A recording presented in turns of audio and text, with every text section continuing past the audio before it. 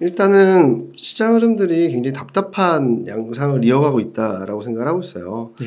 올라갈 만하면 발목을 잡히는 변수들이 계속적으로 나오고 있는데 일단은 단기 변동성 확대는 그동안 미국 증시 굉장히 잘 가다가 꺾이는 상황이 되다 보니까 좀처럼 돌파구를 못 찾고 있는 흐름, 특히 미국 제10년물 같은 경우는 올해 최고치를 경신을 하면서 좀 불안정한 흐름들을 보여주고 있고, 이와 맞물려서 달러 인덱스까지 반등을 하면서 좀 전반적인 금융시장들이 좀 불안정해지고 있다.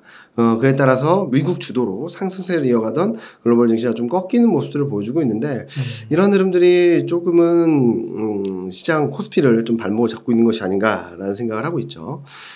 다행히 8월 한 달만 놓고 보면 그래도 코스피 괜찮은 거 아니야? 라는 생각을 할 수도 있어요. 왜냐면 지금 홍콩 증시가 뭐 5%대 급락을 하고 있고, 유로도 3%, 그리고 S&P 500도 한 2% 후반대, 이런 약세를 보이는 가운데 한국은 8월달 한 달만 놓고 본다면 1.6% 정도 떨어지고 있고, 오늘까지 합쳐서 본다면 뭐 2%대 하락세를 보이고 있다는 부분들을 본다 하더라도 상대적으로 선방을 하고 있다라고 볼 수 있겠죠. 특히 달러 인덱스가 1% 반등을 했는데 원달러 환율은 지금 1,320원, 1,330원까지 넘고 있거든요. 네. 이에 비해서는 선방을 하고 있다라고 생각을 할 수 있겠지만, 좀 달리 보면은 좀 답답하죠. 6월 이후 보면은 8월 초에 한번 코스피가 2,560선을 넘어서는 듯 했다가 그다음부터 쭉 내려와서 2,500 밑으로 내려와 있거든요. 그래서 6월 달부터 지금까지 흐름을 보면 2,550에서 2,650에 갇혀 있다라고도 말씀을 드릴 수 있겠죠. 그래서 6월 이후 수익률을 보면 미국은 7월 말까지 상승을 했다 최근 꺾인 거고, 중국도 7월 중순 7월 말에 한번 반등이 세게 나왔었는데 그냥 코스피는 갇혀 있다. 6월 이후 수익률을 본다 하더라도 S&P 500은 최근 조정이 2%대 조정을 했음에도 불구하고 6%대 상승을 하고 있고, 네. 홍콩 증시도 6%대 상승이에요. 항생지수도 4%대 상승이고, 근데 코스피 혼자 0.5% 네. 그냥 갇혀 있다라는 거죠. 이런 흐름들을 본다면 최근 증시 흐름들이 좀 답답한 흐름들을 보여주고 있는 것이 아닌가라는 생각을 할 수 있겠죠. 자, 그럼 내부적으로 본다면 왜 이렇게 답답한 흐름을 보여줄까라는 부분들에 있어서는, 일단 7월 달에 미국 증시가 되게 좋았거든요. 그래서 코스피도 한번 올라갈 수 있지 않을까라는 생각을 했는데, 보시는 것처럼 7월 한 달 동안에는 2차 전지로 쏠림 현상이 너무 급격하게 나오다 보니까 오히려 반도체, 자동차, 뭐 IT 하드웨어, 기계 이런 업종들은 또 약세를 보였죠. 네. 그리고 8월 달은 아까 보여드렸던 것처럼 채권 금리가 반등을 하면서 10년물은 연중 고점을 넘고, 달러 인덱스도 7월 중순부터 막 올라오다 보니까 또 한 번 반도체 뭐 이런 업종들이 좀 부진한 흐름들을 보여주고 있어요. 반면에 연중 수익률을 보면은 저 바닥에 있었던 호텔 레저, 화장품 의류, 소매유통, 뭐 제약바이오, 뭐 필수소비재, 통신, 그러니까 중국 소비주와 내수주들이 좀 소외주들이 올라오는 모습들을 보여주고 있어서 대내적으로는 올라갈 만한 때 2차 전지 쏠림 현상으로 주도주가 쉬었고, 그래서 지수 자체가 많이 못 올랐고, 8월 달에는 대불락 시장이 커지다 보니까 여기서 또 주도주들이 발목을 잡히면서 순환매가 반복되고 있을 뿐, 시장 흐름의 방향성, 코스피 방향성은 좀 부재한 상황이었다라고 평가를 할 수 있을 것 같습니다. 네. 미국 증시는 조금 빠지고 있군요. 네, 미국 증시도 좀 빠지고 있어서 8월 달에 조금 올라갈 수 있을 만한 동력, 저는 중국에서 좀 찾아보고 있는데, 네. 최근 보면은 경기 부양 정책에 대한 기대감이 들어오기도 했지만 또다시 좀 밀려나면서 아직까지는 뚜렷한 방향성을 보여주지 못하고 있다로 보는 게 좀 맞지 않을까라는 생각을 하고 있어요. 네. 그러면은 미국의 좀 금리나 타이밍도 저희가 한번 고려해 보면 좋을 것 같은데, 이게 금리 방향이 이제 확실하게 인하 쪽으로 되면 증시에 그렇죠. 호재가 있을 거라고 많이 생각하시잖아요. 그렇죠. 그런데 지금 금리 동결, 연말까지 금리 동결 가능성은 좀 높아졌다라고 생각을 하고 있어요. 네. 그런데 금리 인하가 바로 열릴 것인가? 그거는 올해 말 내년 1분기 정도까지는 봐야 될 것 같아요. 이런 와중에 지금 보시면은 확실하게 내년 1분기를 지나면서는 금리 인하할 거라는 기대가 들어와 있거든요. 네. 보시면은 특히 이걸 보시면 좋을 것 같은데, 여기 패드워치에서 발표되는 업데이트된 내용인데 3월달 2024년 3월까지는 금리 동결 확률이 높아요. 그런데 3월달을 보시면은 금리 인하와 동결이 좀 비슷하죠. 네. 그래서 내년 1분기 말부터는 금리 인하할 수 있다라는 기대감들이 변수들이 좀 들어와 있다라고 생각을 할 수 있겠습니다. 그래서 제가 생각하기에는 올해 말까지는 금리 인하보다는 금리 인상을 한 번 더 할까 아니면 동결을 이어갈까라는 고민들이 좀 있을 거라고 생각하는 거예요. 저희 대신증권에서 채권 애널리스트 하는 분의 전망은 올해 연말까지 금리 동결 가능성을 높게 보고 있는데 네. 지금 현재 시점에서 금리 인하를 급격하게 하기보다는 좀 물가 안정을 좀 확인하지 않을까라는 생각을 합니다.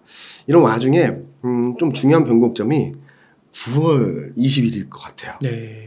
9월 20일 날이 FOMC 회의거든요. 그리고 그때 점도표, 경제 전망, 물가 전망 이런 것들이 또 업데이트 됩니다. 7월 CPI가 예상보다는 좀 낮게 나왔지만 최근 CPI는 12개월 연속 떨어지다가 반등을 했고 코어 CPI도 둔화되는 속도, 하락하는 속도가 조금 멈추는, 좀 더뎌지는 듯한 모습을 보여주고 있어서 저는 금리 인상에 대한 부담들을, 그러니까 금리 인상을 한다 안 한다라기보다는 경제지표 결과에 따라서 이미 90% 정도 금리 동결할 거야 라는 기대감들이 좀 약해지거나 뭐 11월 달에도 한 63% 금리 동결할 거야 라는 기대감들이 좀 약해질 때 시장이 좀 흔들릴 가능성이 있다라고 생각하거든요. 그런 상황에서 이제 8월 물가를 봐야겠죠. 7월 물가는 다행히 3.3까지 반등할 거라는 예상치가 좀 하회해서 3.2, 그리고 CPI는 4.7로 더 떨어졌거든요. 네. 이런 것들이 있다 보니까 CPI에 대한 좀 안도감이 있지만 아직까지 8월 달에 대한 경계감이 있는 것 같아요. 왜냐면은 8월 인플레이션 나우, 클리블랜드 연에서 발표하는 인플레이션 나우를 보면은 CPI는 3.2에서 3.8로 또 올라와요. 근데 다행히 코어 CPI는 4.4로 떨어지고 네. 그래서 이 둘 사이에서 어느 쪽에 시장의 움직임이 나타날까라는 걱정을 해야 되는데 이런 것들을 확인하는 과정에서 앞서 보여드렸던 이런 금리 인상 컨센서스, 기준금리에 대한 컨센서스가 움직이면서 시장을 좀 흔들어 놓지 않을까. 특히 9월 20일 9월 FOMC 결과에 따라서 시장의 변동성이 좀 커질 가능성도 있으니까 제가 생각하는 건 8월부터 9월 초중반까지는 좀 반등 여지가 있다라고 생각을 하는데 9월 중순 이후부터는 조금 조심해야 되는 변수가 말씀드렸던 FOMC 회의 그리고 지금 보시는 기준금리 동결에 대한 기대감을 거의 기정사실화하고 있기 때문에 일부만 조금 경제지표가 조금만 좋게 나온다든지 아니면 물가가 예상보다 조금만 높게 나와도 시장을 좀 흔들릴 수 있다라고 보고 있습니다. 네. 그러면은 또 이것과 연관지어서 한미금리 차를 한번 여쭤보고 싶은데 네. 역대 최대인데 네. 그래도 그래도 환율이 좀 오르는 거 아닌가 라는 생각도 들고요. 어떻게 보시나요? 불안한 변수들이 있으면 올라갈 수도 있거든요. 그런데 많은 분들이 걱정하시는 것처럼 한미 기준금리가 역전되고 역전폭이 확대된다라고 해서 자금 유출입에 절대적인 영향을 주진 않아요. 말씀하신 대로 한미금리 역전폭이 마이너스 2%포인트까지 커졌거든요. 자, 그런데 요 밑을 한번 보시면 요 회색 바 차트가 한국 기준금리와 미국 기준금리 차이고요.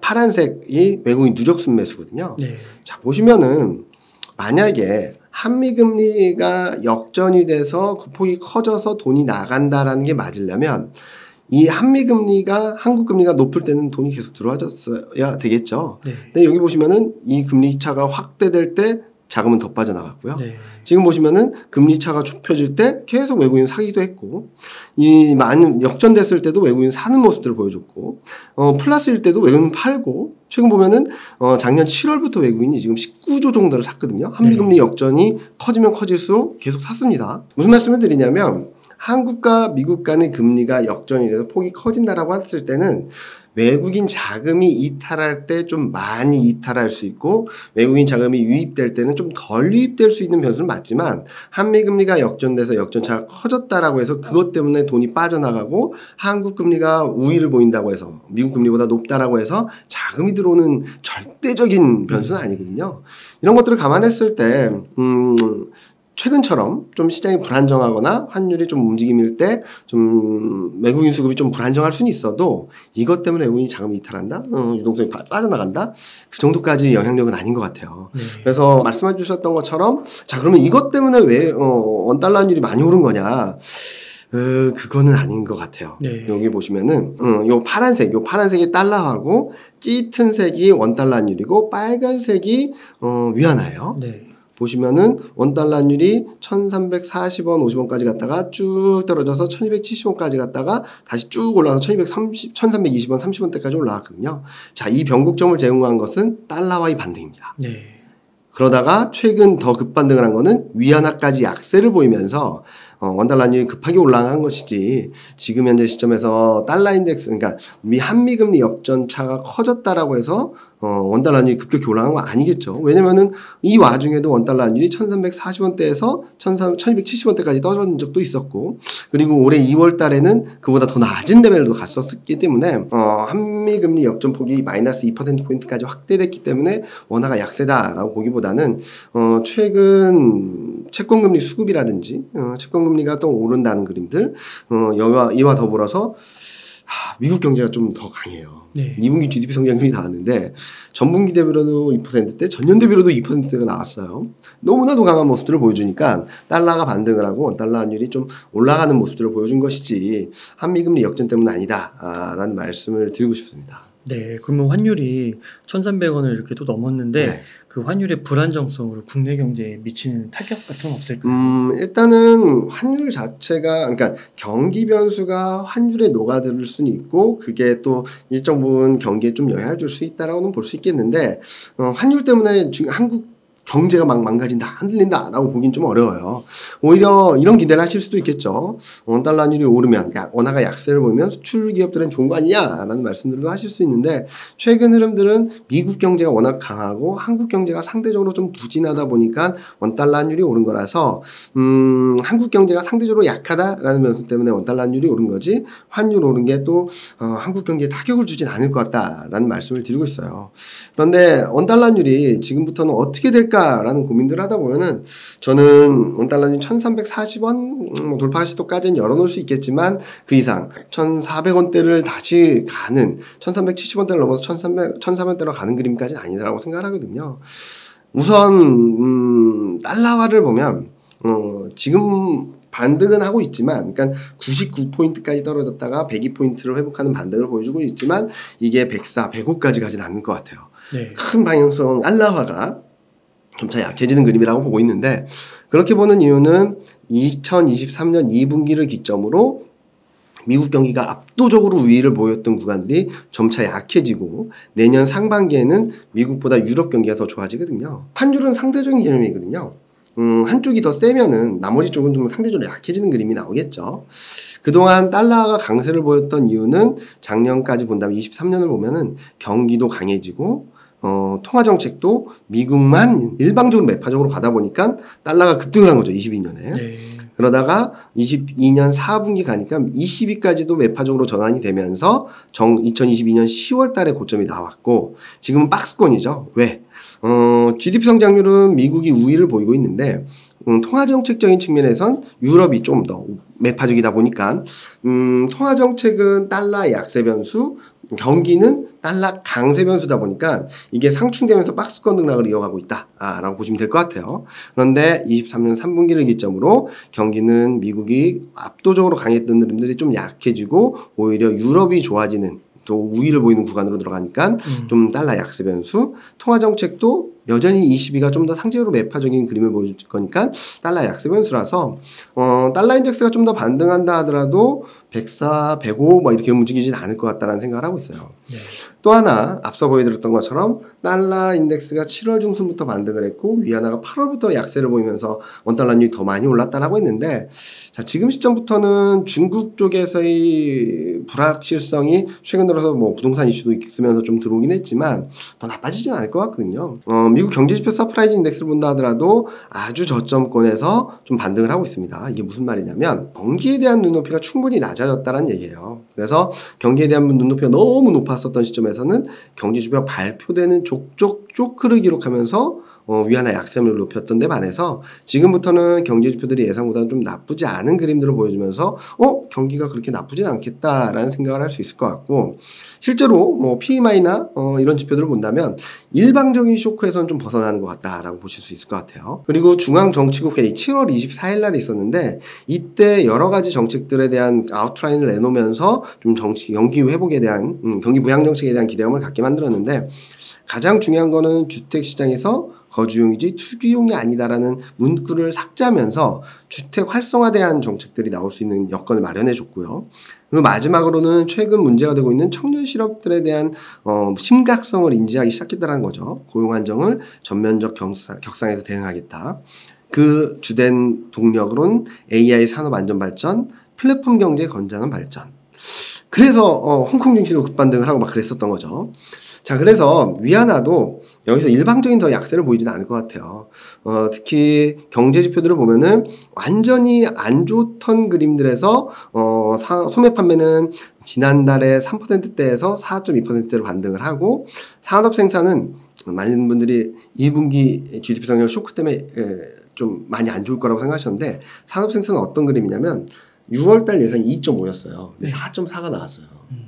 그리고 이번 달에도 4.2고 고정자산 투자도 계속 둔화되는 그림에서 좀 플랫해지는 그림이라서 저는 중국 쪽 경기가 엄청 좋다라는 말씀을 드리기보다는 앞서 보여드렸던 것처럼 중국 경기 안 좋아라는 인식이 너무 강해졌는데, 오히려 이런 지표들을 확인하면서 경제 지표도 그래도 중국 경기는 모멘텀은 살아나는 거네라는 인식만으로도 위안화 약세가 좀 진정되면 원달러율도 조금은 안정을 찾지 않을까라는 예상을 하고 있습니다. 따라서 지금 위안화가 7.25, 7.3위안까지는 열리겠지만 그 이상으로 급등하는 모습들을 보여주기보다는 다시금 7위안 지지력 테스트할 수 있다고 보고 있고요. 원달러율도 지금 1320원, 1340원대를 저항으로 1250원대로 다시 가는 그림들이 아마 8월, 9월 중에는 좀 나타날 수 있다고 보고 있어서 환율에 대한 변수도 지금은 좀 변곡점에 도달해 있는 것이 아닌가라는 전망을 드리고 있습니다. 그 중국 좀 한번 여쭤보면요. 네. 요즘 보면은 뭐 부동산 위기나 디플레 얘기 많이 나오는데 네. 중국 경제가 돌아선다고 보시는 거예요? 중국 경제가 돌아선다라기보다는 네. 기대가 너무 컸던 상황들이 굉장히 안 좋게 생각을 한 거잖아요. 네. 중국 경제가 엄청 좋아진다는 말씀 드리기보다는 중국 경제가 좀 부진하고 좀 불안정성이 높아지긴 했는데, 그렇다 하더라도 많은 분들이 걱정하신 것처럼 경기가 꺼지는 그림은 아니라는 거거든요. 네. 요 GDP 성장률 전망만 본다 하더라도 22년 4분기를 기점으로 2.9, 1분기 4.5, 2분기 6.3, 4분기 4.6, 올해 4분기 5.1. 그러니까 5%대 회복가는 과정들을 걷고 있다라는 거죠. 이 와중에 부동산 이슈들이 들어오고 뭐 시장이 불안정한 모습을 보여줬는데, 자, 오늘도 제가 모닝 미팅에서 질문 받았거든요. 네. 부동산 이슈 어떻게 봐야 되냐. 어디까지 갈지는 좀 계속적으로 팔로우업 해야 돼요. 체크해야 돼요. 그런데 자, 한번 계속적으로 한번 돌아보시죠. 헝다 네, 그룹 헝다. 디폴트 사태 있었죠. 네. 추석 연휴 직전에 벌어져가지고 전 추석 연휴에 출근했거든요. 몰라서 헝다가 그만큼 위험한 거야? 라고 봤는데 그때 뉴스는 엄청났습니다. 제2 리먼 브라더스 사태다. 중국이 이제 금융위기로 간다. 막 그런 얘기 했었는데 그 정도는 아니었죠. 좀 막아내는 상황이었고요. 또 하나는 미국의 케이스죠. 실리콘밸리뱅크. 여러 가지 불확실성 변수는 있었지만 대형은행이나 견실한 우량은행까지 확산되는 걸 막았죠. 그리고 한국 같은 경우도 새마을금고 사태 확산되는 걸 막았습니다. 자, 무슨 말씀을 드리냐면 이번 부동산 이슈가 좀 불안정성을 높인 건 맞아요. 그런데 이것 때문에 이제 중국 부동산이 급격히 쇠락할 것이다, 더 나빠질 것이다 라고 보기까지는 좀 과도한 해석인 것 같다. 아직까지는.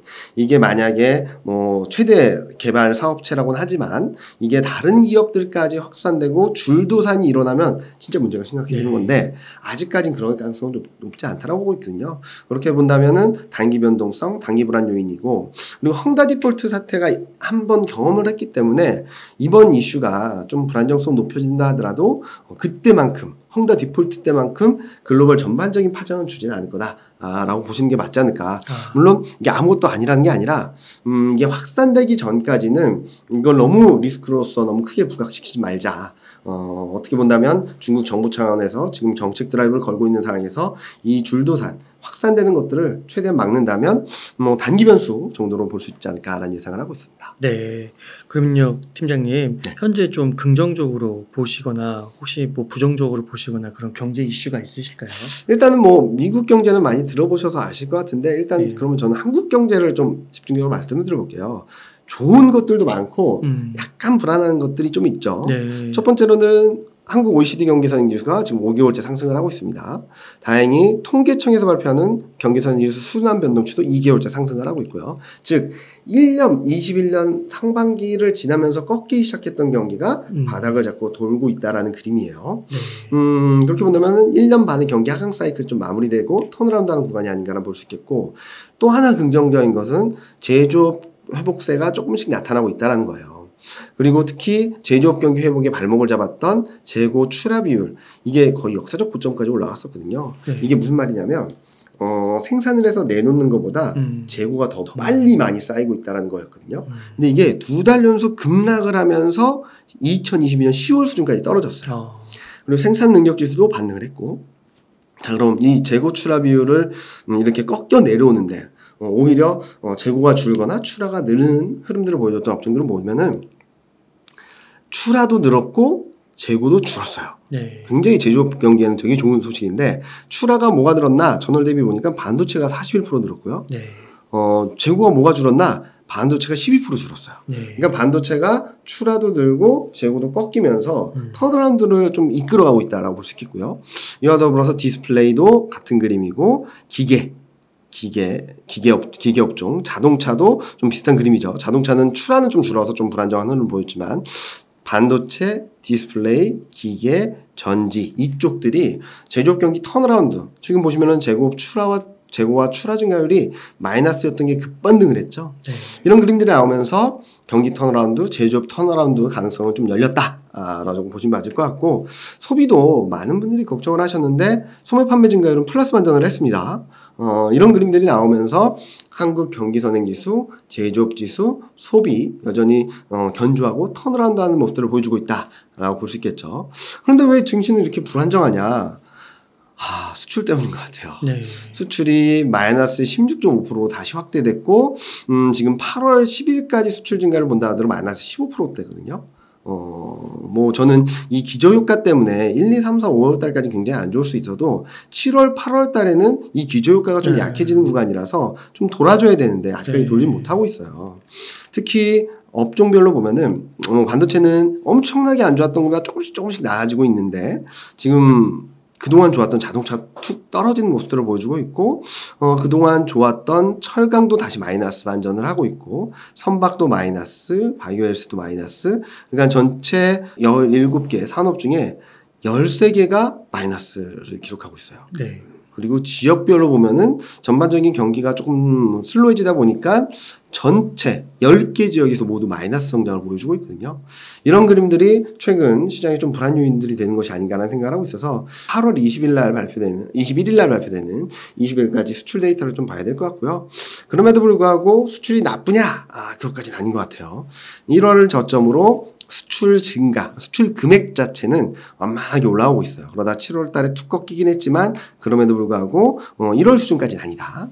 그리고 반도체도 쭉 올라가는 그림, 7월 달에 좀 꺾였다라고 하더라도 5월 달 수준까지는 유지하고 있고, 대중국 수출 금액 또한 툭 떨어지긴 했지만 4월이나 1월보다는 높은 수준이라서 수출 증가율이 좀 불안한 것들이 맞고 좀 회복되는 모습들이 좀 꺾인 건 맞지만 수출 자체가 막 급격히 나빠지는 그림은 아니다라는 말씀을 드리고 있습니다. 네, 그러니까 수출이 조금 더 개선이 되면은 네.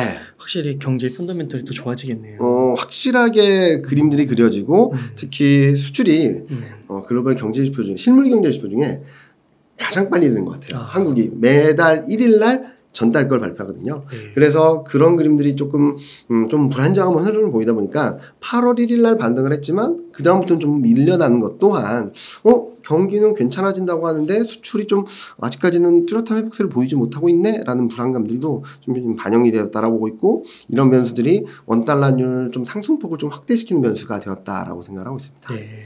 그러면 2023년 하반기 더 나아가서 2024년 초반 네. 어떻게 보시나요? 일단은 제가 8월, 9월 초중반까지는 2700선 후반까지는 좀 열릴 수 있지 않을까라는 예상을 하고 있어요. 그렇게 보는 이유는 중요한 지지권이 아직까지 2550선 초반까지 남아있고, 그리고 앞서 보여드렸던 그림 중에서 제조업 경기가 턴어라운드 한다는 그림, 그리고 환율 변수가 좀 진정되면 외국인 수급이 좀 들어오면서 시장을 이끌어갈 수 있는 힘들이 있을 거다라고 생각을 하고 있죠. 자, 가장 중요한 거는 이겁니다. 12개월 선행 EPS와 12개월 선행 순이익이 올라가는 과정에서는 시장이 쉽게 하락 추세로 반전하지는 않을 것 같아요. 왜냐면은 이게 올라가는 과정에서는 중요한 지지선이라고 말할 수 있는 것도 그리고 뭐 상승 목표치라고 말할 수 있는 것도 계속적으로 상향 조정되거든요.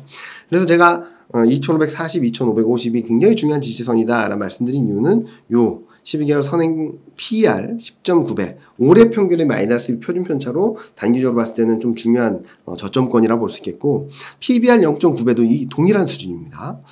그리고 제가 2700선 후반 800선까지 열려있다라고 보는 것은 12개월 선행 PER 12.2배, 올해 평균이거든요. 올해 평균이 6월 중순에는 2650대였는데 이게 올라와서 2800대까지 열렸어요. 그래서 지금 현재 시점에서는 상승 여력은 충분히 있다. 2540, 2550에서 지지력만 확인된다면 추가 상승할 여지는 충분히 있다라는 말씀을 드리고 있고요. 그런 상황에서 그러면은 내년까지 봤을 때 어떤 그림일까라는 부분들에 대해서는 일단 이런 그림들을 보여주고 있어요.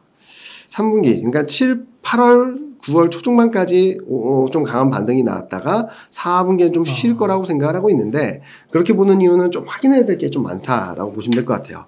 그러다가 내년에는 본격적인 추세적인 상승, 즉 2021년 하반기부터 쭉 내려왔잖아요. 이때는 그냥 쭉 내려왔습니다.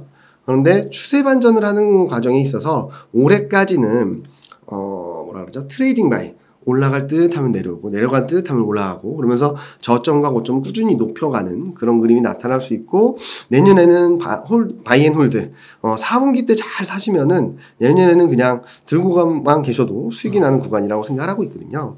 자, 그러면은 왜 4분기 때는 쉴까? 앞서 말씀드렸던 12개월 선행 EPS가 좀 꺾이거나 쉴 것 같아요. 왜냐면 2분기 실적 시즌까지는 괜찮았는데 3분기, 4분기 실적에 대한 눈높이가 너무 높아요. 네. 10조 이상 증가가 한다라는 전망이 들어와 있거든요. 물론 반도체 실적 전망치가 올라오면서 좀 좋은 그림들은 보여주고 있는데, 자, 그러면은 3분기, 4분기 때 실적 전망이 얼만큼 부합될 수 있을까라는 고민이 필요하는데, 자, 2분기 대비 3분기, 2분기 대비 4분기 이익 개선 강도예요. 얼마나 늘어나는지. 3분기에는 2분기 대비 11조, 4분기에는 2분기 대비 10조 이상 영업이익이 늘어난다는 전망이 들어와 있는데, 컨센서스에 가장 큰 게 유틸리티와 반도체입니다. 네. 4분기에는 반도체하고 유틸리티. 유틸리티가 이만큼 올라올지는 좀 봐야 될 것 같아요. 네. 그리고 반도체 업종도 턴어라운드 하는 건 맞는데 이 정도의 강도일지에 대해서 좀 검증 과정이 필요하다고 생각하고 있습니다. 그리고 또 하나 문제는 에너지 업종인데요. 3분기에는 2분기 대비 1.5조, 4분기에는 2분기 대비 1.7조가 늘어난다는 전망이 들어와 있어요. 근데 2분기 실적 시즌에서는 에너지 업종은 쇼크를 기록했거든요. 이 정도를 만족시켜줄까? 이렇게 본다면 3분기, 4분기 실적 전망치가 좀 눈높이가 높은 것 같아요. 그래서 이게 하향 조정되는 과정에서 12개월 선행 EPS가 큰 흐름에서는 우상향할 텐데, 최근 올라왔던 것들이 좀 쉬어가면서 증시 상단이나 하단을 좀 불안정하게 만들 수 있겠다라는 말씀을 드리고 있고요. 또 하나는 물가거든요. 물가 최근 좀 슬로해지지 않냐라고 하시는데, 유가가 $80를 가게 된다면 올해 말부터 80달러, 요 회색선이거든요. 80달러 가면 올해 4분기부터는 이게 플러스 반전을 하게 됩니다. 그런 불안정성이 있고, 또 하나는 물가라든지 원자재 가격들을 상승을 좀 상쇄할 수 있는 게 주택 가격이거든요. 주택 물가. 최근 4개월 연속 둔화된 건 맞아요. 그런데 이 둔화돼서 꺾여 내려가는 게 2021년 7월 고점을 반영하는 건지 22년 3월 고점을 반영하는 건지를 좀 봐야 될 것 같아요. 안타깝게도 7월 CPI에서 보면 주택 물가가 떨어지는, 둔화되는 속도가 퉁퉁 떨어지다가 떨어지는 폭이 좀 줄었어요. 왜냐면 21년 7월을 반영해서 이렇게 꺾였다가 다시 올라갈 수도 있어요. 네. 연말까지. 그러면은 코어 CPI 하락폭이 좀 제한될 거라고 볼 수 있어서 그러면은 통화정책 금리 인상 더 하는 거 아니야? 아니면은 좀 금리 인하 시점이 좀 지연되는 거 아니야? 라는 걱정을 할 수 있겠고, 만약에 22년 3월을 반영하는 거라면 굉장히 빠른 속도로 떨어지면서 웬만한 물가 상승 압력은 좀 제어하고 갈 수 있겠죠. 그래서 아직까지 지금 주택 물가가 꺾이는 게 21년 7월을 반영해서 꺾였다가 반등했다, 꺾였다, 반등했다 이런 등락을 보일지, 아니면 22년 3월을 반영해서 이제부터 쭉 떨어질지 확인해야 되는 구간이 또 4분기라고 생각하거든요. 그래서 이 변수에 따라서 조정폭이라든지 좀 조정 강도가 좀 결정되지 않을까 라는 생각을 하고 있어서 4분기는 한국 실적, 미국 물가, 그로 인한 통화정책 변수를 좀 확인해야 되는 구간이다 라는 말씀을 드리고 있습니다.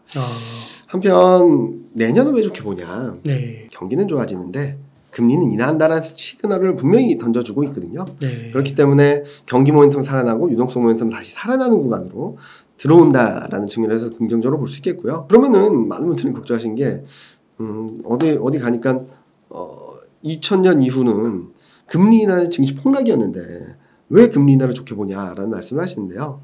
2000년 이후 금리 인하는 폭락은 맞아요. 근데 왜 금리 인하를 했냐? IT 버블, 금융위기, 코로나 사태. 즉 어마어마한 위기 대응을 하기 위해서 금리를 내린 거거든요. 근데 내년에는 위기가 올까? 금융위기에 버금가는 위기가 올까? 코로나 사태에 버금가는 위기가 올까? 그 정도까지는 아닐 거라고 생각하는 거죠. 그렇게 본다면 일정 부분 요 그림은 보신다 하더라도 물가만 2%대로 가면 과도하게 올라와 있는 기준금리를 정상화하겠다라는 의미거든요. 경기와 상관없이. 그러면은 경기 괜찮은데 왜 금리 인하냐? 지금까지 물가 때문에 금리 인상을 했지 경기가 좋아서 금리 인상을 한 건 아니거든요. 그래서 핵심 변수는 물가다. 물가만 진정되면 경기 변수와 상관없이 기준금리를 정상화하려는. 그러니까 지금 보신 것처럼 2000년대 이후 3번의 금리 인하 사이클에서처럼 시스템 위기가 아닌 또 다른 의미에서 통화정책 정상화를 하는 과정이라고 본다면 90년대 초반, 중반, 후반 때처럼 가깝게는 2019년도 있습니다. 2019년에도 경기가 엄청 나쁜 것도 아니었어요. 그런데 통화정책 정상화 2.5로 가는 그림들을 보여주기 위해서 금리 인하를 펼쳤는데 그때는 증시가 굉장히 좋았죠. 이런 그림들이 나타날 수 있다고 보는 거죠. 그래서 지금 현재 시점에서는 내년 2024년은 경기도 살아나고 통화정책은 좀 더 완화적으로 가면서 시장 분위기에는 좀 더 긍정적인 영향을 주지 않을까. 또 대내적으로는 한국 이익 모멘텀이 50%가 넘거든요. 네, 2024년에는. 그리고 반도체 업황이 확실하게 턴어라운드하는 그림들을 보여주면서 한국 증시가 좀 더 매력적이지 않을까. 달러 인덱스도 약세 압력을 높여가고 원달러율도 좀 안정을 찾으면서 외국인 수급 개선도 충분히 가능하다. 이런 것들이 좀 맞물려서 본다면 24년은 좀 기대해봐도 되지 않을까라는 말씀을 드리고 있고 23년 하반기 특히 4분기에 좀 불안정할 수 있겠지만 어떻게 보면 단기적으로 보면은 좀 불안정한 흐름이지만 2024년을 열어놓고 봤을 때 또 한 번의 매수 기회가 될 수 있겠다라는 전망을 드리고 있습니다. 예, 그래서 바이앤홀드 네. 4분기. 4분기에는 잘 모아놓으시면은 24년까지 조금은 수익을 충분히 낼 수 있는 구간으로 들어갈 수 있겠다는 말씀드리고 있죠. 지수적으로는 2,800 이상도 볼 수 있다. 저는 뭐 3,000 이상도 볼 수 있다고 생각을 하고 있습니다. 네, 이제 한 6개월 정도만 잘 버티면 되겠네요. 네, 올해까지는 되게 네. 피곤한 장세인 건 맞아요. 그러니까 네. 올라가는 것 같으면 내려와 있고 내려가는 것 같으면 올라가 있고 계속 이런 반복된 패턴이었거든요. 이런 것들을 좀 잘 버티시고 이런 변동성들을 좀 비중 확대하는 기회로 잘 삼아 놓으신다면 24년에는 충분히 수익을 거둘 수 있겠다는 전망을 드리고 있죠. 네. 그러면 이번에 섹터로 좀 들어가서 네. 반도체 좀 여쭤보고 싶은데 우리나라 대표 산업이 반도체인데요. 네. 턴어라운드 시점을 맞이했다는 이야기가 많습니다. 어떻게 시장 보시나요? 아까 말씀드렸던 것처럼 제조업 경기 턴어라운드를 이끌어가는 게 반도체인 건 맞는 것 같아요. 네. 아까 보여드렸던 것처럼 출하 증가율도 반도체가 세게 턴어라운드 하고 있고 재고도 그 감소를 하고 있죠. 특히 반도체 업종만 떼놓고 봐서 재고와 출하 증가율을 보면 2000년 이후, 그러니까 IT 버블 이후 최저점까지 떨어졌던 게 맞는데 여기서 급반등이 나오고 있거든요. 네. 가동률도 급반등을 하고 있고요. 자, IT 버블 이후 최저점까지 떨어졌을 때 흐름들을 보면 급반등이 좀 나오는 그림들이었어요. 플러스 반전할 때까지. 지금 2달째 반등을 하고 있는데 아직까지 올라갈 여지가 있다. 턴어라운드 하는 거 맞고 충분히 올라올 수 있는 룸이 남아있다라는 말씀을 드리는 거죠. 그래서 반도체 업황이 저점을 찍고 턴어라운드 하는 건 맞는데 그럼 뭐가 문제일까라고 보면은 턴어라운드하는 속도나 강도, 거기에 따른 실적에 대한 고민들이 좀 필요할 것 같아요. 왜냐면은 요 회색선이 요 삼성전자에 대한 실적 컨센서스고, 파란색, 이 짙은 파란색이 저희 애널리스트가 추정을 한 건데, 시장보다 조금 낮게 추정을 하고 있거든요. 네. 턴어라운드 하더라도 그 속도나 강도가 그렇게 강하지 않을 수 있다. 그리고 하이닉스 같은 경우도 올해까지 적자 예상이 되고 있어서, 제가 아까 4분기를 조금 불안정하게 봤던 이유는 요 3분기, 4분기 실적이나 업황이 얼마나 빠르게 시장에서 기대한 것만큼 강한 반등, 강한 턴어라운드를 할 수 있을지를 좀 확인해야 되는 구간이다 라는 말씀을 드리고 있죠. 아, 그렇군요. 그러면은 현재 또 미중 갈등이 지속되고 있고 미국이 중국 첨단 기술 분야에 대해서 네. 규제를 하려고 하잖아요. 이게 분기의 반도체 경기에 좀 미치는 영향은 없을까요? 일단은 심리적으로 굉장히 불안정한 흐름이겠죠. 네. 한동안 잠잠했던 대중국 제재가 다시 재개됐다는 점들은 시장이 불안정한 요인이긴 한데, 근데 그렇다고 해서 지금 제재가 나오는 것들이 뭐 당장 뭐 하지 말고 하라기보다는 24년부터 투자를 좀 제한한다라는 거거든요. 그렇게 본다면 당장 산업이나 업황이 턴어라운드 하는데 영향을 미치지는 않을 것 같고요. 내년도에 갔더라도 어떤 흐름을 보일지 좀 확인해야 되는 구간이다라고 생각하고 있습니다.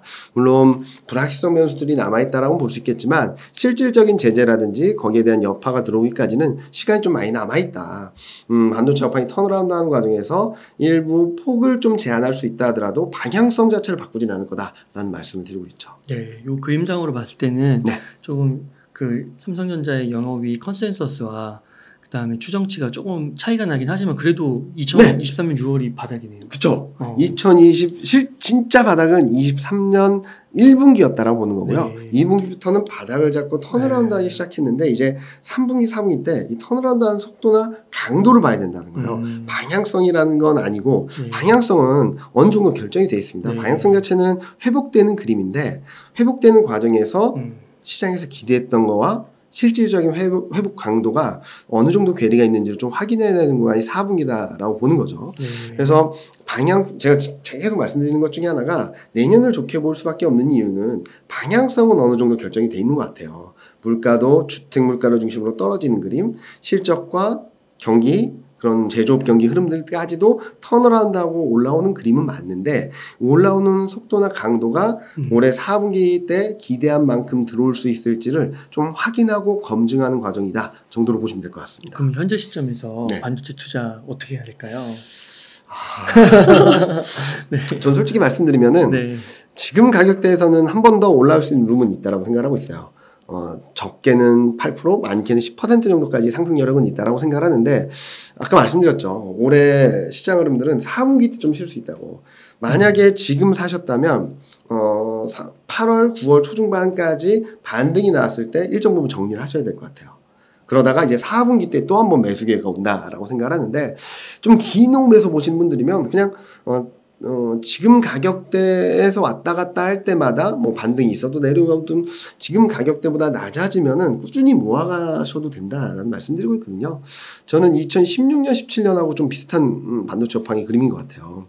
2016년, 17년에도 2년 동안 코스피가 한 26% 올랐는데 반도체 업종지수가 100% 올랐거든요. 근데 이때도 비슷했습니다. 2016년에는 긴가민가 하면서 반등했다 쉬고 반등했다 쉬고 반등했다 쉬고 하다가 2016년 말 하반기 2017년부터 쭉 상승하는 그림들이 나타났었거든요. 2016년에도 반도체 감산이 있었고 그에 따라서 2016년 하반기에 방금 턴어라운드 했는데 2017년부터 반도체 서버랑 그리고 데이터 센터 수요가 들어오면서 급증을 한 거죠. 지금도 감산이 워낙 세게 하다 보니까 턴어라운드 하는 것까지는 모두 다 인정을 하는 것 같아요. 근데 여기서 시장에서 기대한 만큼 들어오려면 이제 수요 단에서의 변화가 있어야 되는데, 그것들을 확인하는 시간이 조금은 필요하다. 만약에 수요 회복에 대한 것들이 좀 아우트라인이 어느 정도 감이 잡히게 되고 그림이 그려지게 된다면, 그때부터는 반도체가 쭉 올라갈 수 있다고 보고 있어서, 저는 반도체 업종 단기 투자 지금 가격대에서 가능하다. 내년까지 열어놓고 중장기 투자도 지금 가격대부터는 좀 모아가는 전략. 반등했다 또 밀린다 하더라도 이 가격대 근처에서는 꾸준히 모아가는 전략이 좀 맞지 않을까라는 말씀을 드리고 있습니다. 네. 그러면 삼성전자랑 SK하이닉스 같은 대장주가 있고 네. 소부장이 있잖아요. 네. 어느 쪽을 더 선호하세요? 아, 선호요? 네. 제가 생각하기에는 과거에도 같이 움직이는 경향들이 많았어요. 그래서 제가 보기에는 일단은 대장주 위주로 어느 정도 안정성을 높이고 소부장 중심으로 좀 플러스 알파 전략을 노리는 게 맞지 않을까 생각을 하거든요. 무슨 말씀을 드리냐면 그 투자 성향인 것 같아요. 저같이 전 주식 투자를 많이 하지 못하지만 저같이 중소형주 급등주를 찾기는 조금 어려운 사람의 입장으로서는 대장주를 한 70% 가져가고 그리고 소부장 쪽에서 진짜 확실하게 좋아질 만한 업종들이나 종목들을 꾸준히 모아가면서 튀는 그림들을 통해서 플러스 알파 전략을 가져갈 것 같고 만약에 굉장히 공격적인 성향이시다라고 한다면 뭐 대장주를 30 소부장을 70, 더 안정적인 걸 원하신다면 80, 20 이렇게 비중을 조절하시면서 같이 가져가신다면 아마 올해도 그렇고 단기적으로 8월, 9월 초중반까지도 그렇고 내년까지도 시장을 이끌어가는 힘들을 좀 느끼시면서 와 이걸 사길 잘했구나라고 생각을 하시지 않을까라는 예상을 하고 있습니다. 2차전지 한번 여쭤보고 싶은데 2차전지 시장이 좀 조정을 크게 받는 것 같습니다. 네. 어떻게 바라보시나요? 아, 진짜 어려운데 일단은 주도주로서의 그 영향력이 끝났다 뭐 그렇진 않은 것 같아요. 근데 다만 요 밑에 그림이 보이지도 않으시죠? 이게 코스피하고 코스닥입니다. 요게 2차전지 테마지수예요. 와, 엄청나게 아웃퍼폼한 거죠. 네, 20년이 100이라고 한다면 이미 5배가 넘게 올랐어요. 와. 그러다가 좀 쉬고 있는데 쉬는 과정이다. 근데 워낙 많이 올랐기 때문에 쉬는 과정도 좀 과격하게 나올 수밖에 없다라는 말씀을 드린 부분이죠. 그런데 이전과 좀 다른 것은 요 밑에 그림 보시는 것처럼 요 파란색 선이 12개월 선행 PR이에요. 네. 오히려 툭 떨어졌거든요. 12개월 선행 EPS는 계속 올라가고 물론 대형 2차전지 소재 업종들 그리고 셀업체들의 실적이 올라가면서 올라간 건 맞지만 이전처럼 실적에 대한 뒷받침 없이 올라가는 그림이라기보다는 최근 들어서는 실적 전망이 완만하게나마 올라가고 있는 그림이라서 가격에 대한 부담, 과열에 대한 부담을 덜어내고 다시 올라가는 그림들이 반복되지 않을까라는 예상을 하고 있습니다. 아 그렇군요. 그러면은 이 2차전지 쏠림 현상 이게 좀 우려가 있었는데 네. 이거에 대해서 약간 뭐 정점 시그널로 해석하기보다는 앞으로 이런 실적 네. 베이스로 봤을 때는 중장기적으로는 또 괜찮을 수도 있다고 보시는가요? 충분히 그런데 근데 지금 가격에서 보여주시는 것처럼 너무 괴리가 크기 때문에 조금은 쉬어가는 그림들이 있을 거다. 그렇다고 해서 2020 쏠림 현상이 작년 4월에 올해 4월에도 있었고 이번에도 있었죠. 그렇다고 해서 이제 끝났다. 2차전지 끝났으니까 없다가 아니라 충분한 물량소와 매물소와 과열 해소 과정을 거친 뒤에는 다시 올라갈 수 있는 그림들이 나올 수 있다고 보고 있거든요. 그래서 저는 쏠림 현상은 주도주에서 나타날 수밖에 없는 그런 특징인데 지금은 좀 과도한 흐름들이 반복되고 있기 때문에 연말까지는 좀 쉬어가는 그림이 나오지 않을까? 급격한 증시 급락이라기보다는 조금은 과열과 매물소화 과정을 거치면서 또 다른 흐름들을 만들 수 있는 기회를 포착해야 되지 않을까 생각합니다. 즉 단기적으로는 좀 단기 정점에 대한 걱정들을 해야 되고 변동성에 대한 경계감을 가져야 되는데 더 긴 호흡으로 봤을 때는 이번 조정 과정을 거친 뒤에는 또 다른 상승 모멘텀을 찾아가는 그런 그림들이 나오지 않을까라는 생각을 하고 있어요.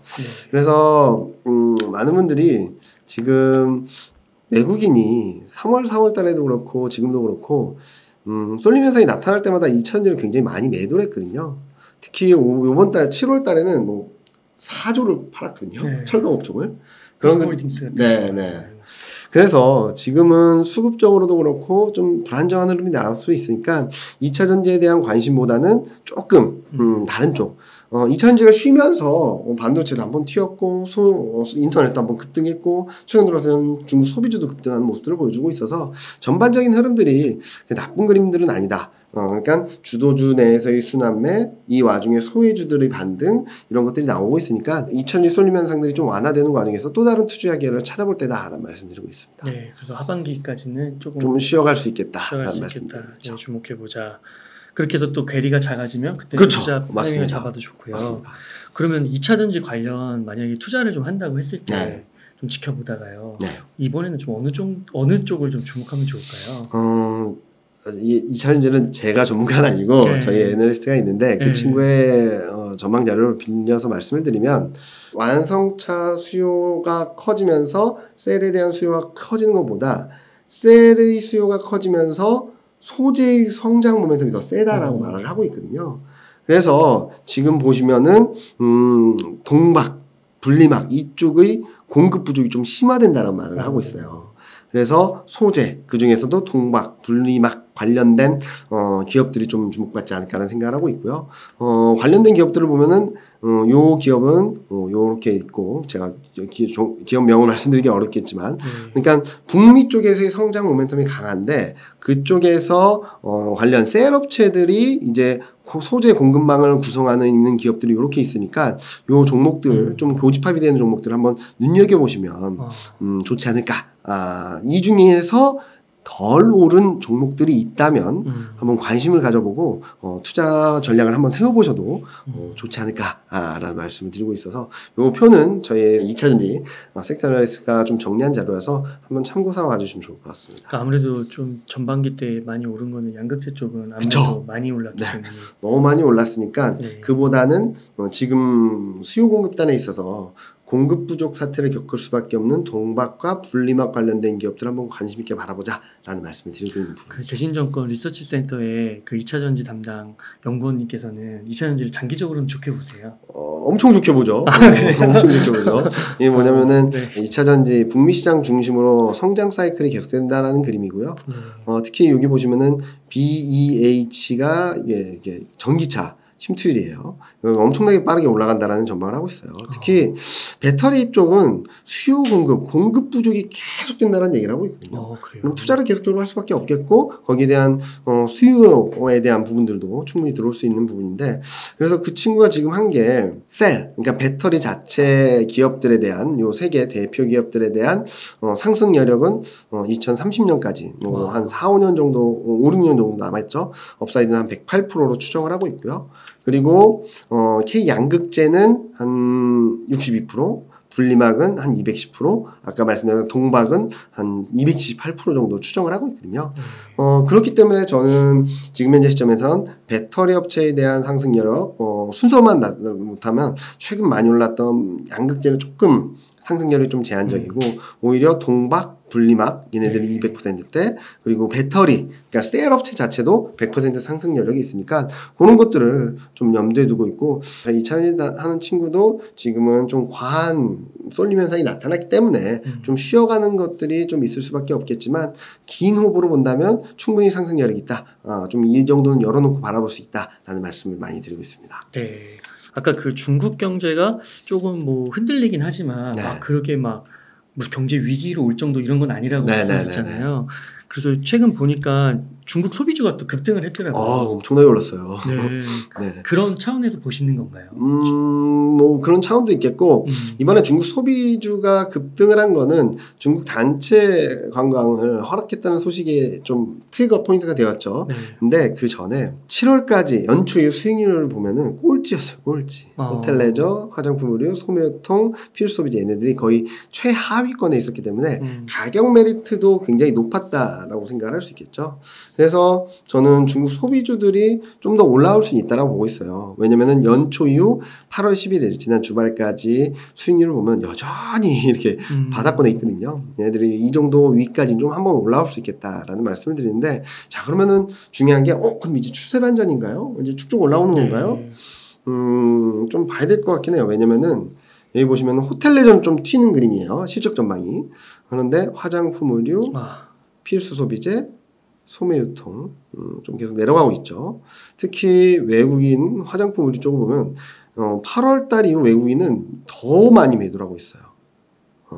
최근 반등을 좀 비중을 줄이는 기회로 삼는 것이 아닌가라는 생각을 하고 있고 다만 소매유통 쪽은 좀 많이 샀는데 아마 면세점에 대한 기대감들이 좀 있는 것 같아요.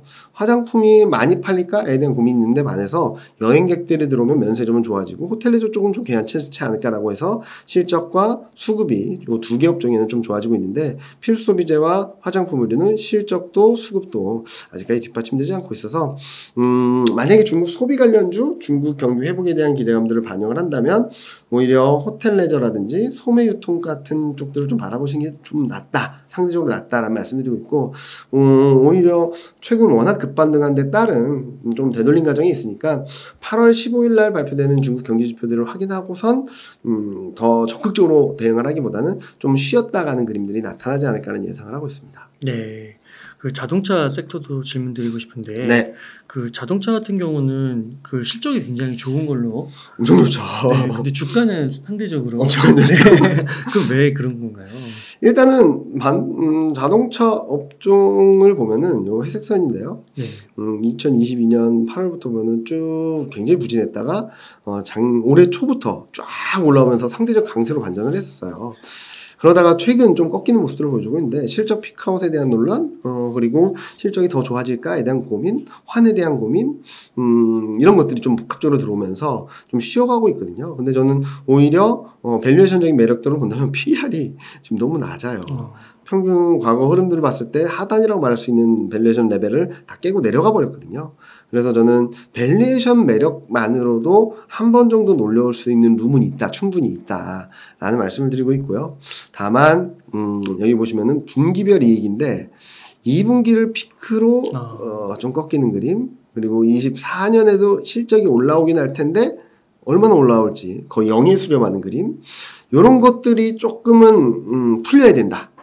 실적에 대한 부분들이 좀 풀려야 된다라는 말씀을 드리고 있는데, 자, 그럼 뭐가 관건일까? 저는 이 실적에 대한 걱정들, 그러니까 2023년 하반기에는 실적이 꺾여서 내려올 거야라는 걱정들, 그리고 2024년까지 실적 레벨업이 쉽지 않을 거야라는 걱정들을 하면서 아마 가격 메리트에 따른 반등은 나온다 하더라도 이게 쭉 치고 올라가는 그림까지는 올해는 쉽지 않다라고 생각하고 있어요. 그런데 내년에는 관건이 될 수 있는 게 여기 보시면은 현대기아차 자동차 점유율이 좀 점차 올라오고 있거든요. 네. 그러니까 이거는 전체를 합친 거고, 전기차 비중을 보면 최근 얘기가 나오는 거는 테슬라 다음으로 2등이란 말도 나오고 있어요. 그러면은 자, 실적에 대한 부분들은 이 정도면 안정성이 높아, 레벨이 높아졌어 라는 것들을 인정을 하고, 아까 보여드렸던 요 밸류에이션 매력을 얼마나 재평가 받을지가 현 24년의 관건이라고 보고 있거든요.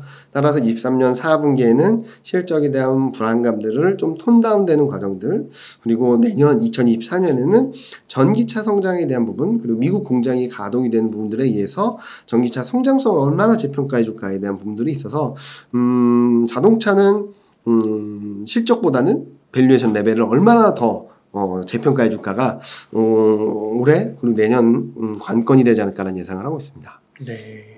자동차 기업 중 성장이 좀 기대되는 곳은 어디예요? 일단은 요거를 보여드리겠는데요. EPS 1, 2개월 동안에 얼만큼 움직이는지, 그리고 PER 매력도, 그러니까 저평가 매력이 높은 것들, PBR 매력도를 보면은 좀 여러 가지가 분포되어 있긴 한데, 완성차 쪽에서는 요 기아차가 조금 더 상대적으로 높은 매력도를 보여주고 있고요. 여기 보시면 주가 역모멘텀, 그러니까 싼 가격적으로 매력적인 업종들을 본다 하더라도 기아가 2위거든요. 그런 부분들에 있어서 좀 긍정적으로 바라보고 있고, 전반적으로 완성차보다는 부품주라든지 이런 쪽들이 조금은 상대적으로 매력도가 높다라는 그림들이 계속적으로 나오고 있거든요. 이런 그림을 감안해 봤을 때 단기적으로는 최근 완성차도 많이 빠져가지고 좀 상승력이 좀 열려 있긴 한데, 이 그림을 또 강하게 움직이기보다는 부품주 쪽에서도 투자 기회를 한번 찾아보시는 게 좋지 않을까 생각합니다. 요 리스트업된 종목들 한번 관심 있게 바라보신다면 지금 뭐 목표 주가의 계리율도 크고요. 그리고 여기 보시면은 최근 한 달 동안의 수익률도 좀 부진한 그림들을 보여줬기 때문에 단기적으로도 상승 여력이 있고 좀 긴 호흡에 있어서도 좀 긍정적인 그림을 열어볼 수 있지 않을까라는 예상을 하고 있습니다. 네. 그리고 끝으로 그 요즘 유튜브 시청자님들께서 굉장히 관심 있는 게 조선주. 조선주. 네, 남자의 주식이라고 하면서 아직 불을 더 뿜을 것이다 얘기를 하는데 어떻게 좀 보시는지 궁금합니다. 자, 조선주 저희가 하반기 전망, 그러니까 5월 초부터 조선주는 계속 간다라는 말씀드렸던 것 같은데, 거기에다가 탑픽도 제시드리기도 했고요. 자, 근데 단기적으로는 너무나도 올랐어요. 네. 올해 뭐 2월 3월부터 쫙 올라가서 별 쉬는 것도 없이 올랐거든요. 네. 그런데 긴 호흡에서 2020년 이후 흐름들을 본다면 이제 막 코스피와 키가 맞춰졌다. 최근 워낙 급등한 데 따른 되돌림 과정 좀 있다 하더라도 시장 흐름, 주가 흐름이 여기서 끝나는 거라기보다는 이제 정상화되었고 새로운 도약을 할 수 있는 좀 내년을 열어볼 수 있지 않을까. 단기적으로는 단기 과열에 대한 부담, 그리고 앞서 보여드렸던 뭐 수출 데이터를 본다 하더라도 수출이 마이너스 반전한 부분들, 이런 것들을 조금은 좀 풀고 가야 되는 숙제가 남아있지만, 최근 그동안 이익이 적자였던 이익에서 벗어나서 계속적으로 상향 조정되는 그림이거든요. 특히 요거 보시면 좋을 것 같은데요. 23년 올해는 흑자 전환, 낸 24년, 25년 계속 이익이 늘어나는 그림이라서 이런 것들에 대한 그림이 크게 흔들리지만 않는다면 추세적인 상승 가능하지 않을까. 네. 24년까지 충분히 열어놓을 수 있겠다라는 말씀을 드리고 있고, 또 눈에 띄는 부분은 이 조선업종의 주가 흐름을 좌지우지하는 게 최근 들어서 외국인이에요. 외국인이 엄청 사고 있거든요. 네. 외국인 또한 이런 턴어라운드 그리고 실적 레벨업 이런 것들을 좀 반영을 하면서 사고 있어서 주가 매력도가 조금 약해진 부분, 그리고 단기적으로 급등한 데 따른 회수 과정, 매물이나 과열 해소 과정은 좀 불가피하다라고 보고 있는데, 실적 그리고 외국인 수급 그리고 최근 길게 봤을 때는 이제 막 정상화되었다라는 그림, 이런 것들이 맞물리게 된다면 내년에는 또 한 번 도약할 수 있는 기회를 맞지 않을까라는 예상을 하고 있습니다. 네, 감사합니다. 그 주식 투자 관련해서 네. 지금은 그러면 전반적으로 보셨을 때 주식 비중을 좀 늘려도 괜찮은 시기라고는 보시나요? 지금 코스피의 2600선 밑에서는 8월, 9월 초중반까지 2700선 중후반, 뭐 2800선 돌파 시도까지 열어놓고 대응을 하셔도 충분히 가능하다라는 말씀을 드리고 있고요. 다만 코스피가 2750을 넘어 2700선 후반, 2800선 돌파 시도할 때는 좀 비중을 줄이자. 올해는 좀 피곤하다는 말씀드렸어요. 네. 내년에는 좀 그냥 들고 가세요. 좀 밀려도 들고 가세요라고 말씀드릴 텐데, 올해는 샀다 팔았다를 좀 해야 된다. 지금 가격대에서는 사도 충분히 괜찮은 가격대인데 좀 올라오게 된다면 2700선 중후반대를 가게 된다면 4분기 때 또 한번 매수할 수 있는 기회를 좀 찾기 위해서 어느 정도 현금화해서 또 다른 매수 포인트를 찾아보자라는 말씀을 드리고 싶습니다. 네, 그 현재 좀 외국인들은 어느 종목에 좀 관심을 갖고 있는 것 같으세요? 요거를 보면은 7월 25일, 그러니까 7월부터 7월 25일까지 외국인 순매수 업종, 그리고 7월 26일, 그러니까 2차 전지 쏠림 현상이 굉장히 심해졌다가 2차 전지 쏠림 현상이 완화되는 구간에서 어떤 흐름이 나오는지를 본 건데요. 그냥 철강, IT 가전, 화학, 기계, 얘네들이 뭐냐면은 2차 전지 관련주로 엮였던 애들은 계속 팝니다. 그런데 계속 사는 거는 반도체하고 조선이에요. 쏠림 현상이 심해지면 심해질수록 반도체를 더 많이 샀고요. 조선을 더 많이 샀습니다. 두 개 업종은 계속적으로 사고 있고, 또 하나 최근 주목을 받았던 소매유통 매수 전환했고요. 제약바이오 매수 전환했고, 건설도 계속 매수하고 있고, 운송, 보험, 증권, 은행, 소프트웨어 이런 업종들 좀 매수하고 있어서 기존 주도주라고 할 수 있는 업종에서는 반도체, 조선, 그리고 그동안 지지부진했던 소매유통, 제약바이오 이런 업종들이 순환매를 나타내고 있다라고 보시면 될 것 같거든요. 그래서 연초 이후부터 아직까지 매력적인 업종은 아까 말씀드렸던 호텔 레저, 뭐 소매유통 이런 쪽들이 좀 괜찮다고 말씀드렸고, 화장품이나 필수 소비재는 아직까지는 조금 봐야 될 것 같아요. 그리고 제약바이오도 거의 꼴찌에 있던 게 지금 막 올라오고 있고, 인터넷도 좀 올라오고 있거든요. 그래서 기존 주도주 중에서는 반도체, 자동차, 그리고 조선 이런 업종인데, 조선은 또 너무 많이 올랐죠. 그래서 지금 반도체, 자동차, 기계 업종들을 좀 관심 있게 바라보면서 순환배 차원에서는 중국 소비주를 조금 더 열어놓고 볼 수 있겠다라는 말씀을 드리고 있습니다. 그러면은 만약에 이제 4분기 거치고 내년에 네. 가면은 반도체, 조선, 자동차 이런 것들을 좋게 보시는 거예요? 저희는 내년까지 계속적으로 봐야 될 탑4로는 요 반도체, 자동차, 2차 전지, 조선 요 4개를 계속적으로 말씀드리고 있거든요. 물론 얘네만 이 탑 기업만 좋냐 그건 아니에요. 이 섹터가 되게 좋은데 순환 차원에서 삼성전자가 더 갈 수도 있고 다른 기업들이 더 갈 수도 있겠지만, 일단은 반도체, 자동차, 2차 전지, 조선은 계속 내년까지, 왜 25년까지 매출액, 영업이익 이런 모멘텀이 굉장히 탄탄하기 때문에 이 4개 업종은 계속적으로 가져가자라는 말씀드리고 있고, 플러스 알파로 말씀드렸던 거는 인터넷이에요. 이번에도 실적이 굉장히 잘 나왔잖아요. 이제 성장성을 다시 한번 재평가받을 수 있는 국면으로 들어갈지 봐야 될 게 거라서 반도체, 자동차, 2차전지, 조선, 플러스 알파로 인터넷까지 좀 관심 있게 바라보자는 말씀을 드리고 있고요. 그리고 요 밑에 있는 6개 종목들은 하반기 중에 튀는 그림들이 나올 수 있다는 말씀드렸는데 신세계가 이번에 좀 많이 튀었고요. LG노직도 많이 올랐다 좀 꺾이는 모습들이고 2차전지도 SKC 좀 계속적으로 관심 있게 바라보신다면 좋지 않을까라는 말씀드리고 있습니다. 네. 마지막 질문입니다. 만약에 지금 한 1억 정도 여유 자금이 있다면 어떻게 투자 전략을 세우시겠나요?